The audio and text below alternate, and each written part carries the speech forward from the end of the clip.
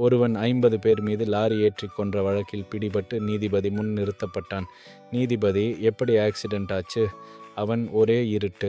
நான் 80 கிலோமீட்டர் வேகத்தில் வந்தபோதுதான் எனக்கு தெரிந்தது. என் லாரி பிரேக் பிடிக்கவில்லை. நான் எவ்வளவோ முயற்சி செய்தும் வண்டியை என்னால் நிறுத்த முடியல. நீதிபதி, அப்புறம்?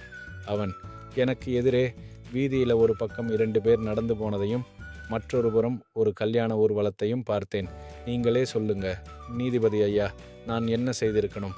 நீதிபதி, கண்டிப்பா குறைந்த உயிர் சேதத்துக்காக அந்த 2 பேர் மேலே தான் மோதி இருக்கணும். அவன், அப்படித்தான் சாமி நானும் நினச்சி செஞ்சேன். நீதிபதி, அப்படின்னா வெறும் 2 பேர் தானே செத்திருக்கணும்.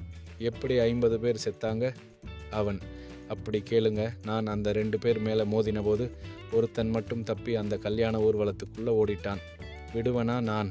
அதில் தான் இப்படி ஆயிடுச்சு. இந்த கதையிலேருந்து நீங்கள் என்ன தெரிஞ்சுக்கிட்டீங்க அப்படின்றத கீழே கமெண்ட்டில் சொல்லுங்கள். சொல்கிற கமெண்ட் பாசிட்டிவாக இருந்தால் ரொம்ப நல்லது. நன்றி.